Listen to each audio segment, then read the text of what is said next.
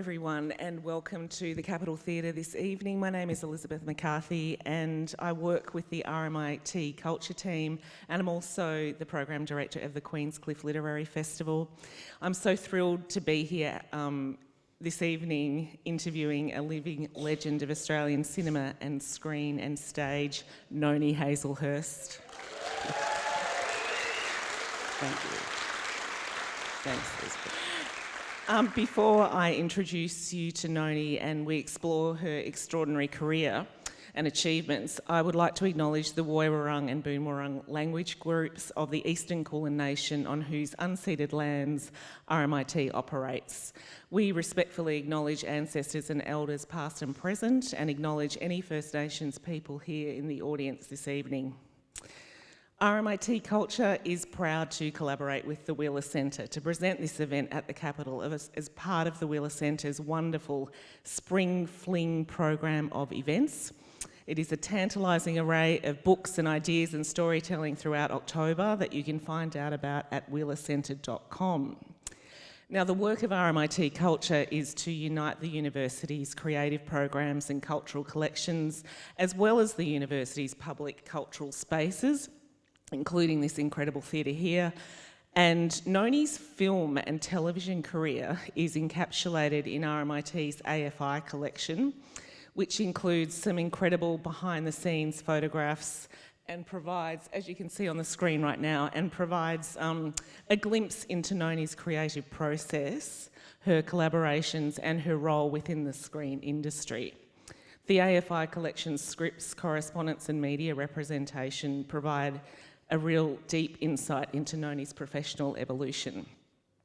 There will be an opportunity to buy Noni's book, Dropping the Mask, at the end of the event tonight, and to have it signed by Noni, and we thank Readings booksellers for being here and providing that service of bookselling, very important bookselling service. There'll also be audience questions at the end of the conversation, so we invite you to submit questions via the Slido QR code, which you will see up on the screen, and we'll get to those questions toward the end of the session. Now, let me properly introduce Noni. If, like me, you grew up with Noni and you thought you had this 360-degree view of her career, I can tell you after having read her book that there's so much we didn't know about Noni.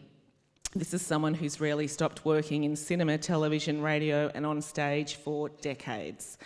Noni Hazlehurst AM studied drama at Flinders University in South Australia, and after graduating gained roles in television shows Division 4, Homicide, Matlock Police, The Box and The Sullivans.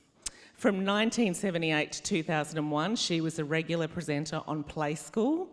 Noni has won AFI Awards for Best Actress twice, firstly in 1982 for Monkey Grip, the film adaptation of Helen Gardner's novel, and in 1985 for Fern, a story of a single mother. In 2005, she was named Best Supporting Actress for Little Fish. Her performance in Waiting at the Royal in 2000 won her the AFI for Best Actress in a television miniseries. Her other films include Candy, Bruce Beresford's adaptation of Henry Handel Richardson's The Getting of Wisdom, The Ladies in Black, for which Noni received an ACTA nomination and was named Best Supporting Actress at the Film Critics Circle of Australia Awards. Oh, was I? Oh, you were. Indeed you were. The book doesn't lie, I hope. Okay. Noni was the anchor of the Seven Network's Better Homes and Gardens program from 1995 until 2004. And for SBS, she has presented 3 seasons of Every Family Has a Secret. She had a lead role in all 6 seasons of A Place to Call Home. Now, this introduction, which already is long-winded, doesn't even touch the breadth of what Noni has done. So I want to dig into that further by actually including her in this monologue. Please put your hands together for Noni Hazlehurst. Thank you. Thanks. So I want to start by going back, Noni, just a few weeks, in fact, when I had the pleasure of seeing you perform in a play called Mother at the Arts Centre. And it was just down the road here in Melbourne, of course, and it was a one-woman play. You were on stage for 75 minutes, you owned that stage, and at the end you received a standing ovation for your performance, playing an older woman at the margins. And to me, this role really illuminated how the training and discipline of decades as an actor can be actualised in one mighty performance. And my question is, how has your process in preparing for a role over the years changed? What did you bring to the preparation of Mother that you've learnt over the decades that you would not have had when you started out? I think the primary thing that I bring to my work now is a lack of fear of judgment. And that's taken decades. Because as a child of my generation, a female child of my generation, I was taught to act, not how to be, hence dropping the mask. I was taught to always wear a mask, and we all do in every interaction that we have when we're not alone. We wear some sort of mask. Yeah. But what I learned was to be conscious that I'm putting on a mask. I actually found it easier to play other characters than myself for a long time because I was free to play with those characters. Yeah. But now, what I've learnt through my acting mentor, Larry Moss, which is all described in the book, who changed my life at the age of 60 and my approach to my work, when he said many things that stuck with me, but things like, they don't come to see you, they come to see themselves, which was such a profound revelation to me because it meant it wasn't about me, I just had to tell a story told by a great writer, and the great writer's right to serve humanity. So my job is to serve the writer. So given that Daniel Keane wrote this for me, was such a gift. And so it came to me at a time when I was mature enough and experienced enough to appreciate it and to feel free to create this person. And my job was to turn the audience away from judging her. You would start thinking, I'd cross the street to avoid this woman, this homeless alcoholic woman who's clearly appears to be bonkers. And by the end, Daniel spins this web, which I was lucky enough to spin with him, where they feel for her. And we've put them in her shoes for a minute.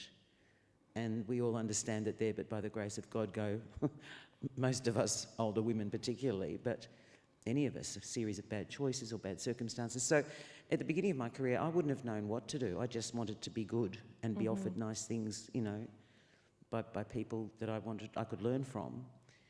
But now I just want to play. So you met Larry Moss, who's an American acting teacher at the age of 60. And so he came to Melbourne. Can you talk about what he did with you and other actors that had this profound impact that none of you had experienced before? Well, it came at a time in my life when I had just turned 60. My kids had all but left home. Julia Gillard was being called Bob Brown's bitch. The arts budgets were being shrunk horribly. And I just felt that the arts were being marginalised more and more and more and more and more to the detriment of all of us, because I think the arts are an essential part of a well-rounded life. Call me old-fashioned. And Kim Kregis, who runs 16th Street Acting School in Melbourne, a very good acting school, rang me to say she was bringing Larry Moss out and would I sign up to participate in this masterclass, because she hoped that other well-known actors might sign up as well if they saw my name there. And I said, do I really want to, put myself to the test and act in front of a teacher and get criticised and nah. Anyway, I thought I may as well. So I did, and it absolutely was transformative. It was the best theatre I've ever seen. And he would put us in pairs, he didn't know us, just on our photos, and give us a scene from a great play. And he gave us, Mandy McElhenney and I, Mrs. Warren's Profession by George Bernard Shaw. And to my shame, I'd never read any Shaw. And what I discovered doing the workshop was, to my shame, I had dismissed the work of a lot of great writers because I'd seen bad productions. I hadn't gone to the source and studied the writing. So Larry taught us respect for the writers, first of all. And we had to prepare the scenes by ourselves for him, to present for him, prop it and dress it and all the rest of it. and he would critique it, and then we'd have a day to kind of work on it again, and we'd come back and present it again. We were on the second day, so we were able to see the first lot, and it was amazing. Larry is so kind and so strict, and so he would admonish us for our lifestyles. You know, he'd say things like, a great ballet dancer doesn't spend all day at the gym and talking to their agent and having coffee and whining about lack of opportunities. They get out and they do 4 hours rehearsal a day. Do your voice classes, come on, you know, and don't whinge about not having jobs, make work, which we did ultimately, and did all of Martin McDonagh's Linane trilogy at 45 Downstairs a year later, some of those participants. But he had this uncanny ability to say to someone, what happened when you were 8? And everyone would, whoever he picked and whatever age he said, he had picked their emotional block, the point at which they had been traumatised to some extent, and it had caused them to shrink.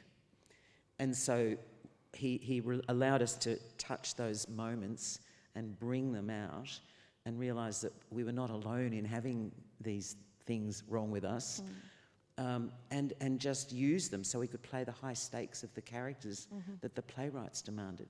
So it was absolutely inspiring, because all of a sudden people would go from, you know, oh, how was it, to, oh my God, I've had a breakthrough, you know, and everyone was on the edge of their seats. It was so inspiring. And I think I've done my best work since, because I know all I have to do is tell the story to the best of my ability. It's not about worrying about what people will think. It's remarkable in your book when you write about this encounter with Larry Moss for the first time, because you come from showbiz blood. You know, your parents were in showbiz. It's very much sort of what you grew up around, and yet you had this transformative experience when you were 60. But I want to just trek back quite a while now and talk about the impact that your parents had on you in so many ways. It was a very close relationship with your parents and your brother. So could you talk about how they informed your sort of instincts for, you know, your love of acting, your love of storytelling, and your love of putting on a show? Yeah, I'm a fourth generation performer as far as I know. Mum and Dad met when they were on the same vaudeville bill before the Second World War, and they married the 11th of November 39, so 8 weeks after the war was declared. And they realised that they couldn't sustain a family in show business once the war was over, because television and everything else had changed. So I knew from the start that the industry didn't owe me a living. But once they realised that I had a propensity to want to perform and I had some talent and was keen, they, in lieu of an extended family in Australia, because it was just me and my brother who was 12 years older, and Dad and Mum, my role models, if you like, were the great variety shows that came out of America and England. Danny Kaye, Carol Burnett, Red Skelton, Dean Martin. And my parents would watch those programs with me and point out to me that they could sing, they could dance, they could play comedy, they could do pathos. They were well-rounded performers, and they were very good at what they did. So from that age, I learnt comedy, from 3 or 4. Timing, funny accents, singing lessons, piano lessons, ballet lessons, gym lessons. So I was incredibly well prepared to be a performer. But to be a human being as myself, not so much. It was more a case of behave and do what's expected of you, and always wear a pretty frock. And my mother's best phrase, which is in the book, don't let anyone know what you're really like. Amazing. Well, your mother was quite mysterious. I mean, she sort of had, you know, an interior life that wasn't particularly accessible. And this is quite remarkable too in the book, how these are showbiz people that Noni grew up with. However, they were also churchgoers. They were interested in doing good around the community. They were very, it was a very sort of level-headed, moderate, kind of stoic upbringing in a way, wasn't it? Yes, but very closed. We weren't social. Mum never really felt at home in Australia, and I subsequently found out many years later that she most likely had PTSD as a result of being in Liverpool in England and being bombed with my brother who was a baby, and Dad was in India. with the war, and so she was she changed. The war changed my mother, so I never knew the other version that my brother knew, which was the young, carefree, woman.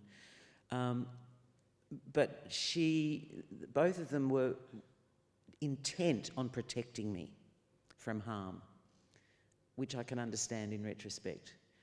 But it didn't serve me well in many ways because I was so naive and so inexperienced at interacting with people. Because I had my brother was gone. We didn't have any close mates for me to play with, or neighbours really. So it was a very lonely existence. But the good thing about that is that it made my imagination work overtime to create imaginary friends and imaginary characters. And my mother taught me to read before I went to school. So she was incredibly hands-on.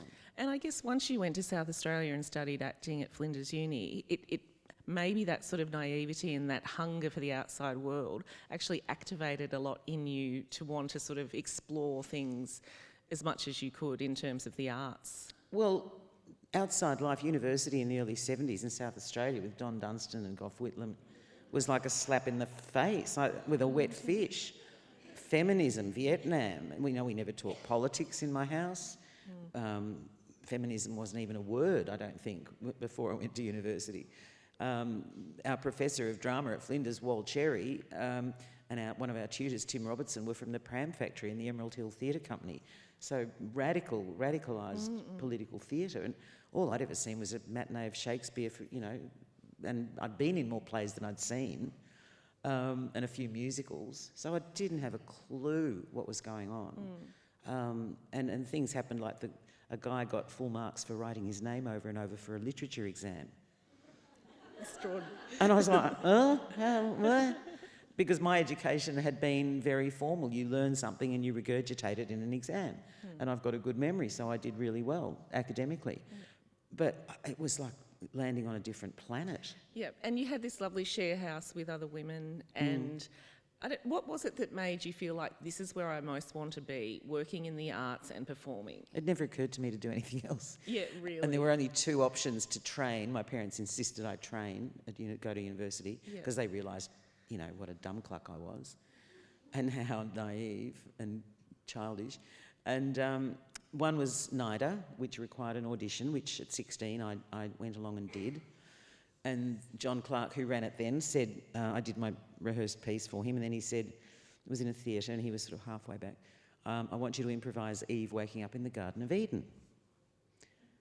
So I lay down on the stage and woke up and found my hand and did a bit of examining my fingers, and not terribly engaging from halfway up the auditorium probably. So he interrupted me at that point before I got to my toes and said, why do you want to come to NIDA? And I said, well, I don't want to live in Sydney. So he said, fine, I didn't get in. So I went to Flinders. It was the only other course at that time, and it was brand new, which I didn't really realise. The whole university was brand new. And Wal Cherry was starting this course from scratch, which I didn't realise. I was just, Dolly Daydream walking into this situation. But it felt, and I'd never been away from home apart from school camps and stuff. So, yeah, it was a real little fish in a big pond. Could you talk about, in your life, in your acting life, one of the things that comes across really clearly in the book is what it is like working as an actor in Australia, in fact working in the arts, where things are very precarious all the time, and particularly for actors where your gigs might last for half a day, a whole day, a week, 3 weeks, if you're lucky, a few months. Could you talk about what the anxiety of living with that most of your life has been like waiting for the next job, waiting for that call? Well, I have to say I've been incredibly lucky, which I say over and over and over again ad nauseum in the book, and I think partly because of that background, I was able to lend myself in different areas. And I had a theatrical background and vocal training. So it meant that I could put my hand up for various things. Not things like riding a bike, which my mother would never let me do, which I came to grief in several roles, because I couldn't ride a bike and I had to pretend to. But I think... Sorry, I've lost my thread. What was the question? I guess what it was like living with the anxiety of not knowing where the next meal ticket's coming from. I never really felt that anxious because I've always trusted that the universe would provide. Amazing. I mean, but I knew it would always be like that. And I'm not the sort of, I would not find it satisfying to have to go to the same office every day and work with the same people. Yeah. You know, I would not feel comfortable doing that. And I love the variety, and you know, you never know what's going to come next. I'm always thinking, oh, I wonder what's going to come next. And because I'm pretty fussy, since I paid my dues and I got to be able to say no occasionally, I only ever am interested in work that I think has a reason to exist that is of value, whether it's entertainment or information or empathy or just a damn good story. That's what I've always looked for, because if I wouldn't watch it, why would I expect anyone else to? So you've spent your life, treading the boards, working in front of cameras, and I'm curious about what changes you've seen in terms of on-set behaviour, on-set etiquette, and on-set even production values over the course of your career. There's been a few blokey sets where you've been on where, you write in the book, there's been some pretty kind of horrific sort of things said about women and about First Nations people on some of these sets you've been on. Have things changed enough, do you think? Oh, never enough. They have changed a lot, and I think I chart that, as most female actors over the age of 25 could. But things have changed a lot. But I do think there's still an imbalance, a power imbalance, particularly, the cultural cringe that comes into play if we have an American import playing a lead in a film, and that person is treated like a god, because if they get upset, filming stops and it costs a fortune, so they get indulged. But it needs to change a lot more. But one of the things that really gets my goat is the focus on my industry about this, because it's in every workplace. But if we can talk about it and encourage more people to say, drawing a line, then fantastic, because people have got away with shit for too long. What about for women with children on film sets? How's that changed over the years in terms of bringing the kids to work, feeding them if they're particularly young, taking care of them? What changes have you seen in the industry across a long period? Again, it usually in film and television, you wouldn't do that. You really wouldn't. I mean, only if you're breastfeeding a baby, which happened to me a couple of times. But no, they're not really made unless you're the star. It's your problem. It's no one else's problem. And it keeps women out of work, though, doesn't it? It keeps women from participating. It can do, because you can't necessarily travel. Australia's a vast country, and actors, I've done work in Perth, I've done work in Adelaide, I've done work in Queensland, all over. And my kids have been dragged from pillar to post because I was a single mother for most of their lives. And they had to come along, so I always knew you can't have it all. Yeah. But I do think we need to have more changes, because there seems to be now a backlash against the backlash, which is dangerous and worrying. I'm also curious about television and your days at places like Crawford Productions, where you worked on The Sullivans and Matlock Police. Now, I need to underscore and highlight that these shows were on television when there were only 4 stations in metro areas, even less in rural areas in Australia, and everyone watched these shows. That's what people did. They watched the 4 channels that they were given, and it was an era, that 1970s and 80s era, of prestige television. Could you talk about what a production house like Crawford's was doing? And maybe if you could contrast that to, say, a production house in Australia now, and the relationship with networks and control and that sort of thing. Well, the networks, because reality television came into being about 25, 30 years ago, those shows are now counted as content, always have been counted as Australian content. So the major networks leap on those shows rather than quality drama, because they're cheaper to produce. And so the drama aspect of it has shrunken exponentially. The biggest tragedy for me is what's happened to the ABC, because the ABC was considered the most prestigious work to get, because there were no ads and it was very high production values, generally good stories, well told. There was a huge makeup and wig department. There was a huge wardrobe department, which several of the comedy series that I did, as per David Williams and what's her name, doing Little Britain, and all those wonderful makeups and costumes, we had all that.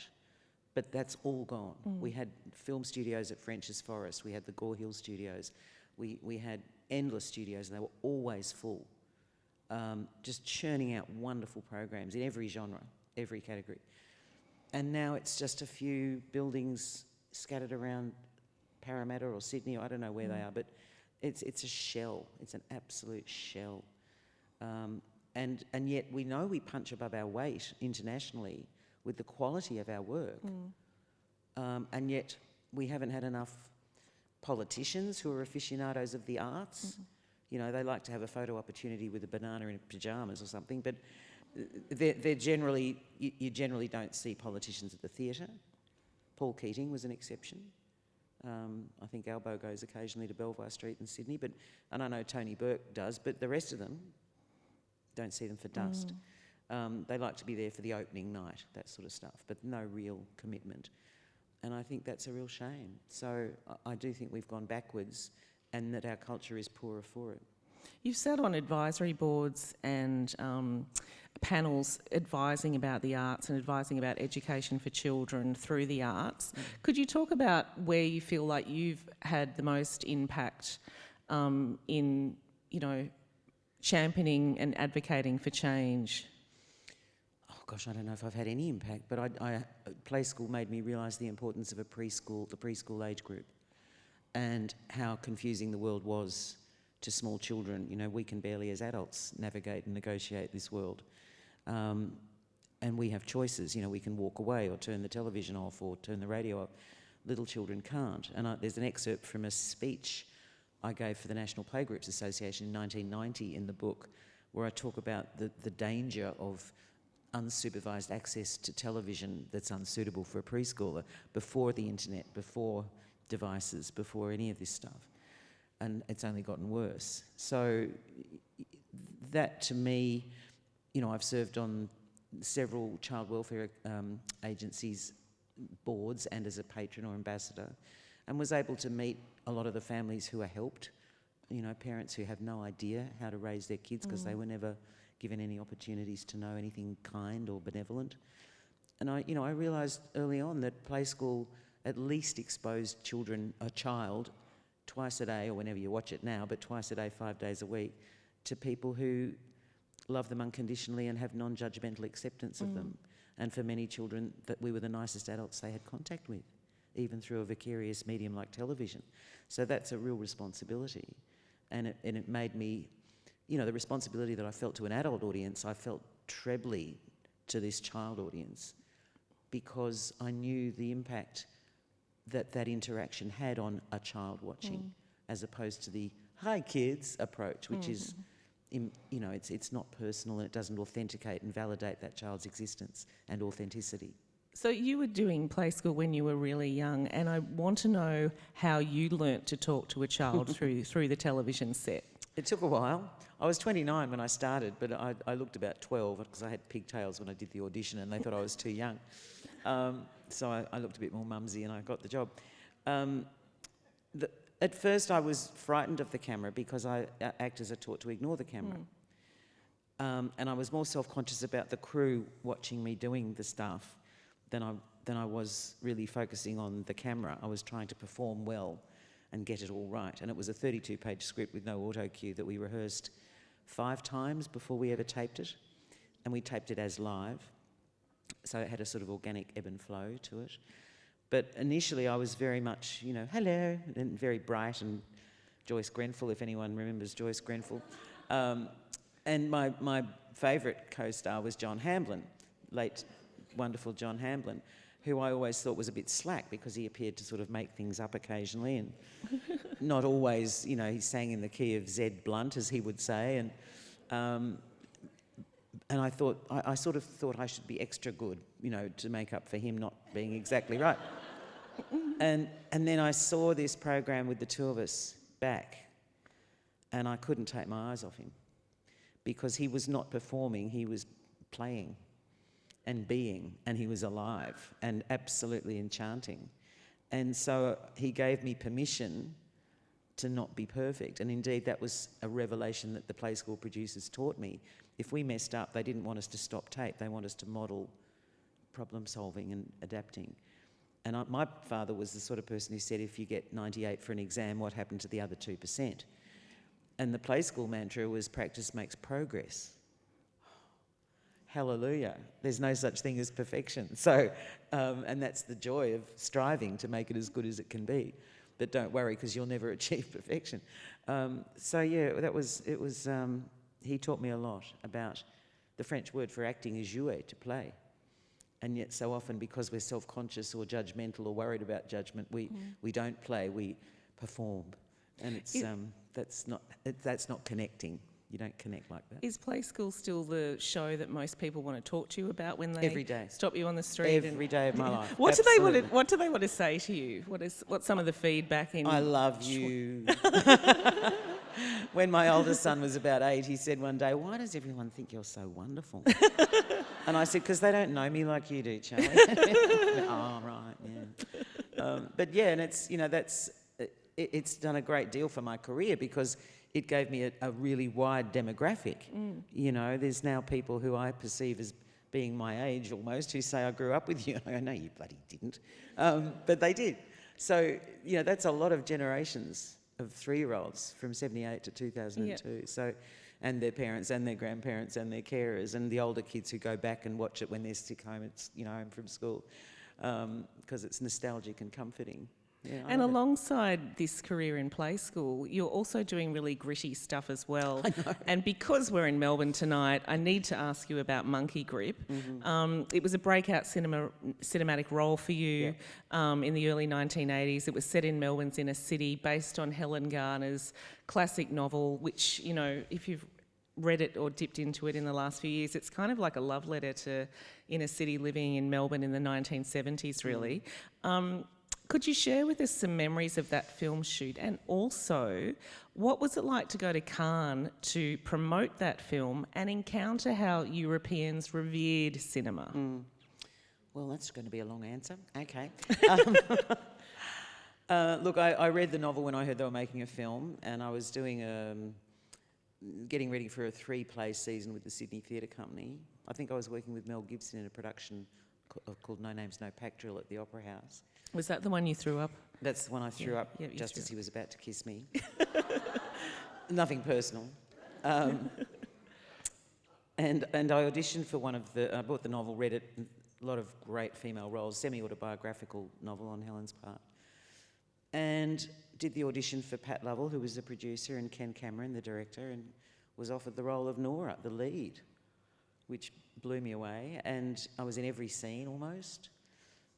So it was the first opportunity I'd had to play a character where I really had to go deep, because this was a complex contemporary woman, and it was one of the first films of that renaissance of Australian film in the late 70s, early 80s that didn't feature sheep or corsets or men on horses. And on the face of it, not terribly salubrious subject matter, pram factory, junkie, single mother, group house, Carlton, dirty, It was hard for Pat to get funding, even though she'd done Gallipoli and Hanging Rock before that. She did ultimately, and we shot it mostly in Sydney. We did a little bit in Melbourne, but Pat was in Sydney, so everything was in Sydney. The Ashfield pool was the Sydney Ashfield pool, not the Aqua Profonda. So it was a wonderful privilege to play this character and to have Alice Garner play herself and to meet Helen. And I thought she'd be a bit, edgy and cool, and she's like a little pixie. She's the most extraordinary, lovely woman.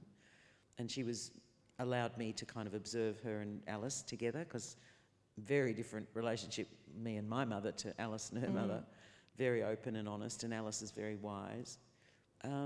So it was just a buzz, really. And I was doing Hamlet by night and Monkey Grip by day, and it amazing. was all and you also fabulous. were working with Colin Friels and Chrissy Anfold, the late great Chrissy Anfold as well. What was that like? Oh, she was very nervous because it was, she hadn't done much acting. Yeah. Musically, she was fabulous. But, you know, we all helped each other through. We got there in the end. And then the film was finished and sat on the shelf for a while. I don't think the distributors quite knew what to do with it. And then somehow Pat screened it for Gilles Jacob, the head of the Cannes Film Festival at the time. And something I did resonated for him, and he wanted to put the film into competition so I could be up for Best Actress. And thought I was a young Jeanne Moreau, and it was all very heady. And anyway, he got outvoted, and we didn't get into the final competition, but we got into our certain regard. So we got a special screening, press conferences, good theatre, and Pat and Gilles wanted me to go. In my contract, this is a little perk, in my contract it said that I would be entitled to first-class air travel to publicise the film. But that would mean only Australia, because who would have thought it would go anywhere else? So Pat, God bless her, stumped up the fare for a first-class ticket to France, which I promptly traded in and stopped in Europe and in Rome and Florence and London and Paris. Told her, she knew, she was fine. Borrowed a wardrobe from people that was sort of Cannes Festival worthy, and landed at this extraordinary film festival where I realised after I stayed there an extra week, because I was just so enchanted by everything. And I realised that the reverence that Europeans have for culture and for the arts, and I felt validated. I felt like what I did had value, which I never really felt in Australia. How was that reverence shown to you? Was it just in respect in the way they spoke to you? No, respect for what the arts can do, which is, you know, to touch people and connect people and move people. Yes, there was all the shenanigans on the side of, you know, bosomy starlets dripping in jewels having their photos taken on the red carpet, but it was the films that were important, and the filmmakers and the storytellers that were feted and appreciated. And, you know, I mean, one of the observations I make in the book is we used to have arts columns in our newspapers. Now we have entertainment. And it's never about the work. It's about, you know, someone falling out of their dress or, you know, their latest divorce. It's not about the work. And so we've all been cheapened and relegated to, well, the conflation about celebrities and actors. You know, it's really pronounced. And it's a great shame, because most actors would rather be home with a book than on a red carpet. Do you think all that is a symptom of the cultural cringe just living on in Australia? Yeah. I mean, once the film did well in Europe, the distributors said, oh, well, we can put it on in Australia now because we've got their approval. But, you know, to be fair, on the subject matter on the face of it might not be box office, but it was a cultural moment, and it's, I think, an important film in retrospect. There's so many highlights of your career. I also want to talk about Better Homes and Gardens, because this was a lifestyle reality fixer-upper show that paid the bills for many years, and you made a really conscious decision to do this show because you had young kids and you needed money to keep coming in through the household. You'd signed on for it during your marriage to John Jarrett, and you had kids, you were living with camera crews in the house. It actually, for a neat freak like me, it sounds like an absolute nightmare, but you took it I'm not a neat freak. under your belt. Could you talk about the impact that particular show had on your life, and what it was like to exit such a significant, well-loved, long-running show after, I think it was 10 or 11 years? Well, I was let go when I turned 50. That's what that was, by the network.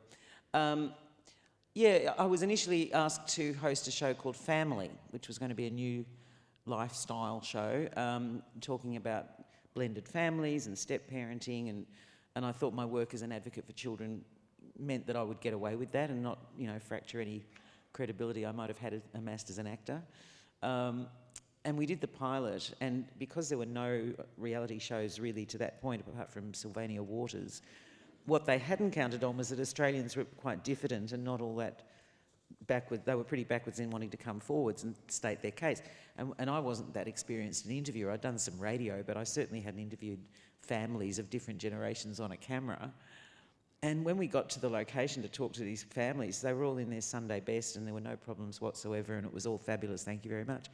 So it was as boring as batshit. So meanwhile, they were shooting a pilot of Better Homes and Gardens, largely peopled by the magazine contributors who weren't used to being on camera, and it showed.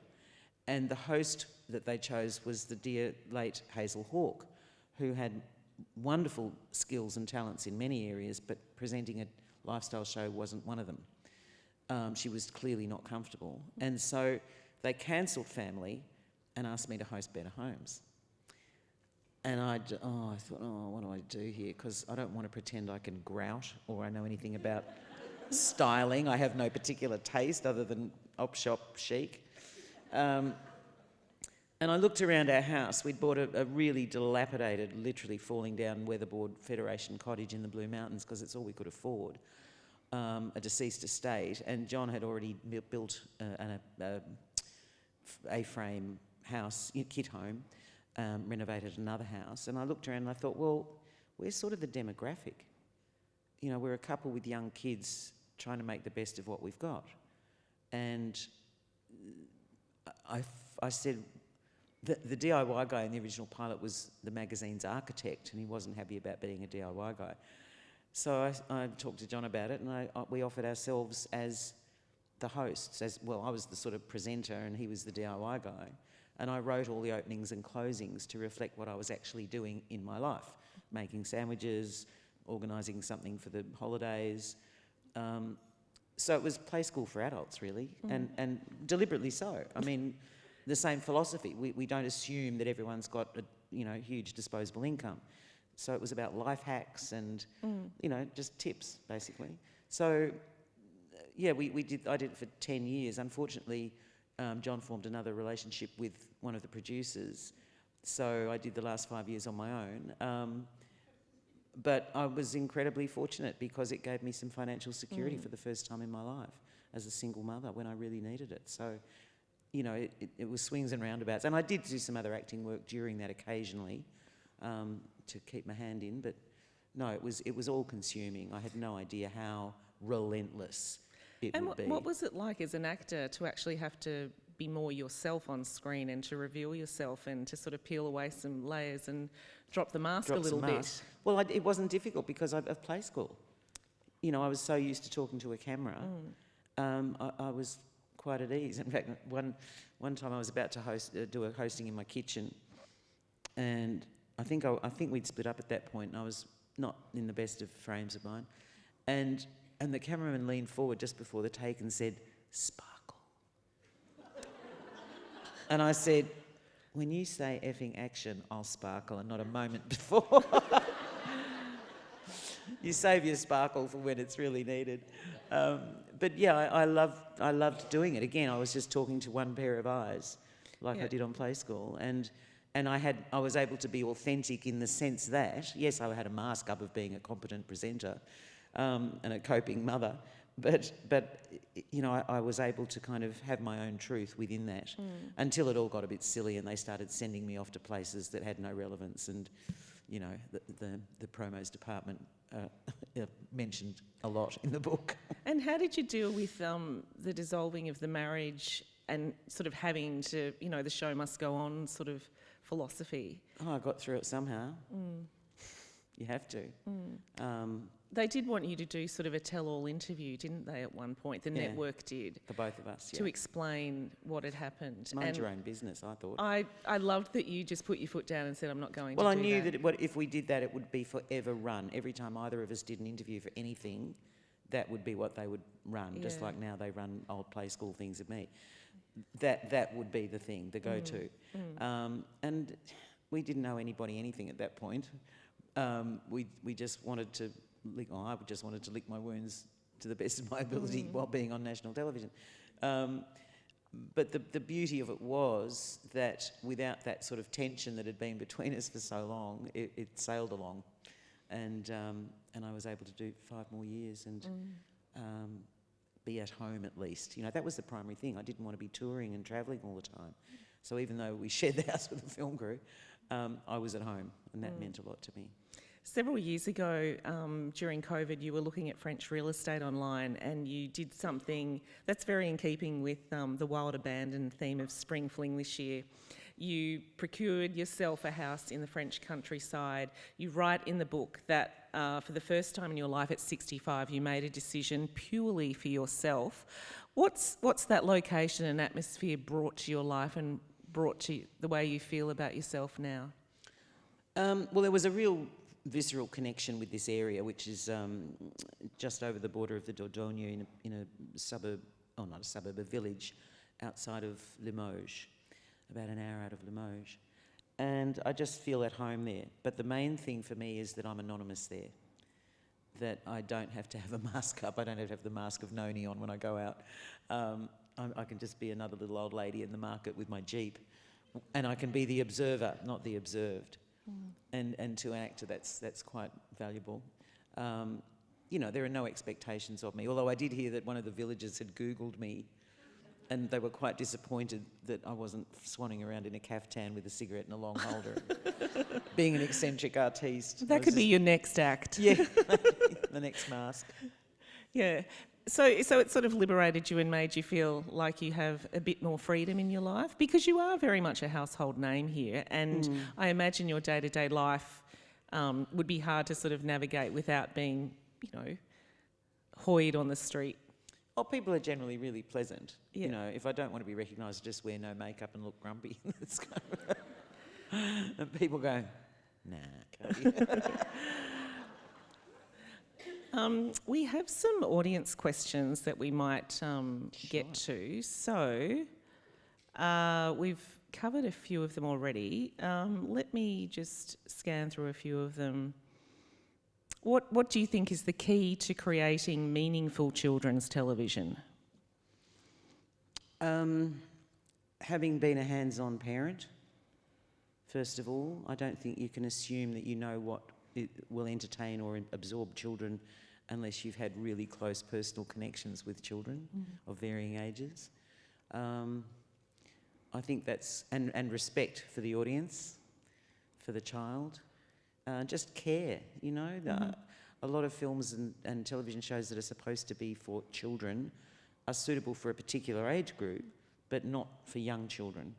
And young children have no power of the remote. So it's important, I think, just to really focus on the age group that you're wanting to appeal to and get it right for them, for their ability to apprehend what's going on. Another question is about what type of project or role haven't you done yet that you'd like to explore? And I read how with Mother, which you've been doing for many years now, that was a result of a conversation that you had with, was it the director and the writer, where you said, I want to do a one-woman show, I've never done one before. So what would you like to do next? Well, I'm having another one-woman show written for me Are by you? the same You person, lucky which thing. is wonderful. Really? Who's doing that? Such a gift, same person. Oh, Daniel really? King. Wow. Early days. Yeah. I'd love to direct another film. I did one before I had children, and I realised that I couldn't have children and be a director because they're two 25/8 jobs, not 24/7. And a well-known female director told me when she wasn't directing, she would go out every day, so her young children didn't get used to her being at home. And I sort of thought, don't really see the point. But then again, I had a film crew in my home, so who am I to judge? There's no part that I'm yearning to play. I quote an interview I had in 1974 when someone said, what do you want to do? And I said, I just want to be offered interesting parts with people I can learn from. And it's still the same. I still feel the same. Will you be touring Mother again in Australia, is another question. It's possible. It's possible. Is it gruelling doing that show, though? I imagine it must was pretty be gruelling exhausting. after 4.5 years of not being on a stage, yeah. But I love the challenge of it. I just adore the responsibility of taking the audience on a journey and being totally responsible, having no one else to blame but myself. Do you prefer to have that theatre experience these days as compared to screen, or have you veered, has your love for either medium sort of been more profound at various times? I think ultimately theatre is the purest for an actor because you do get to tell the story each night in order. But I love the technical requirements of film and television. Having to hit your mark and hit the light and do, take your emotional cues when they're filmed wildly out of sequence. That requires certain discipline, and you might shoot scene 60, scene 3, scene 72 and scene 41 all on the same day, if you're lucky enough to have a big role in a film. So you really have to know where you're at emotionally to do that. But also you have to be totally aware of the crew and, you know, that you're speaking at a level that they can hear you, that a bird hasn't squawked over a line and so that take will be unusable. You're listening for a plane that's approaching because you know that's going to be unusable. They won't be able to use that take. You know, so there's all these technical things going on at the same time, which doesn't necessarily happen in theatre. No. You might have a phone going off or a snore or a lolly wrapper, all of which we're well aware of. I mean, to the point where if someone's coughing in the audience, I'm calibrating whether that's going to be a sustained cough. Did the cough go over a crucial line? Should I repeat that line for people who may not have heard it? So all this is going on at the same time. So I'm trying to demystify the acting profession in my book because some people think, oh, you become the character. No, you don't. You don't become the character. That would be silly. And nor should you take it home with you. It is not you. It is you doing a job, telling the story to the best of your ability and being aware whether you've got the audience connecting and you've got their attention or not. It's quite satisfying. I had a bit of a unconscious game with someone in the audience one night in Mother. This poor woman had a bad cough, and you could tell that she was trying not to, but it kept coming back and back, and so we were kind of timing it, or I was. She'd go herk, herk, herk, and I'd kind of slow down, and then I'd get a few words out, and then she'd go herk, herk, herk again, and but I didn't want the audience to get annoyed by her coughing to the point where it became the play, because you know, like a phone going off becomes the play for a minute. The beauty of playing Mother is that Christy can do anything because she doesn't give a damn about anybody. So if a phone went off, I'd just sit there and do this for a minute. Occasionally I'd go, you know, shout at the seagulls or something. But in a play, that's much more difficult with other people. Yes. Because, you know, you don't know how the other actors are going to react to something like that either. I remember one performance, it's described in the book, of a play that I did for the Melbourne Theatre Company called Grace, and the person playing my son and his future wife have just discovered they're pregnant, and they had a scene on the very edge of the stage in the Fairfax, so the audience is right there, where they were discussing potential names for the baby, and he says to her, and I'm on stage in the background, not in the scene, and he says to her, what about Olive? And she says, Olive's not a name. And in the front row, right in front of them, this woman said, my mother's name was Olive.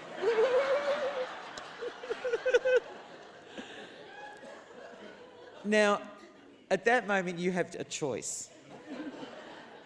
You can try and pretend it didn't happen. You can break out of character and just go corpse, as we call it, just laugh hysterically. Or you can just take a pause for a moment and hear the Mexican wave of laughter that goes through the entire audience. But, you know, to their great credit, they held the characters and wrote it out. Another question from the audience. What role do you think stretched you the most as an actor, took you furthest away from who you are? Probably the lead I played in Red Fern Now, in a guest episode of Red Fern Now, that wonderful series made by Blackfella Films. It was screened on the ABC. And I played a woman whose son had left his heterosexual marriage to start a homosexual relationship with an Indigenous man. And she'd completely shunned him from that point on. And they hadn't spoken for 7 years. In the meantime, they'd had a child, the couple had had a child that she'd never met, her granddaughter, who was biologically her granddaughter, half her granddaughter. And the very beginning of the hour, the son is knocked over by a car and is in a coma and has to be switched off. And so she's contacted, and her son's partner has the power to say, turn him off or not, and she just freaks out about it. And I didn't like her at all, and I thought, but I can feel her pain, the terrible regret that she has for the consequences of her decision. And that would never heal, in a way, those regrets. So for me, if one person saw that and thought, oh my God, I should make amends before it's too late, then that's really powerful. But on the face of it, just as on the face of Elizabeth Bligh in A Place to Call Home, everyone had said initially she was such an old bitch. But she was a product of her experience and her upbringing. So my job is to try and make unsympathetic characters move you and make you understand their motivations and you know, not be so judgmental. Well, in some shows, such as your performance in Mother, you can feel that shift actually taking place in the audience as the play goes on. We might finish with this question. What have you done that you're most proud of? Now, that could be professionally or personally, or a mix of both, if you like. I guess 2 home births. I was pretty proud of myself for doing that and felt amazing about it.